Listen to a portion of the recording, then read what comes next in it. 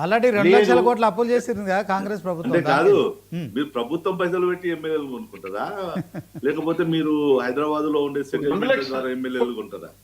అప్పులు చేసి అయితే ఎమ్మెల్యేలు కొనుక్కోవాల్సిన అవసరం మనకు అంటే అప్పుల గురించి అంటే నేను అంటున్నాను. ఇప్పుడు మార్కెట్ కూడా లేదు కదా, సెటిల్ చేస్తామంటే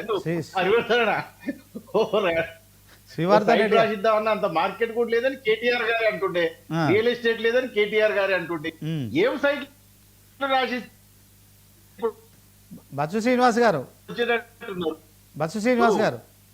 ఇప్పుడు అంతా ఉన్నది కూడా ప్రజాస్వామ్యబద్ధంగా ఏదైతే ఉన్నదో అక్కడ వాళ్ళు గెలిచినరు, మరి వాళ్ళు పనులు చేసుకోవాలి కాబట్టి ఈ పార్టీని వాళ్ళు ముఖ్యమంత్రి గారిని వచ్చి కలిసి, సార్ మరి మేము గెలిచినాం అంటే పార్టీలో చేరలేదంటారా వాళ్ళు? నియోజకవర్గ ప్రజలకు మేము పవన్ గారు వాళ్ళు కాంగ్రెస్ పార్టీలో చేరలేదా? ఇప్పుడు వాళ్ళు ఏమంటున్నారండి, వాళ్ళు చేరలేదంటున్నారు, మీరు ఎందుకు వాళ్ళని చేర్పిస్తారో నాకు అర్థమైతలేదు. మీరు కేటీఆర్ గారు కలిసి వాళ్ళని ఎందుకు మా పార్టీలకు దోస్తారు? మా సీరన్నేమో వాళ్ళు నపుంసకులు అంటుండ్రు, మీరేమో తొందర పెట్టి వాళ్ళని మా పార్టీలకు చేస్తారు. శ్రీవర్ధన్ రెడ్డి గారు పెట్టడానికి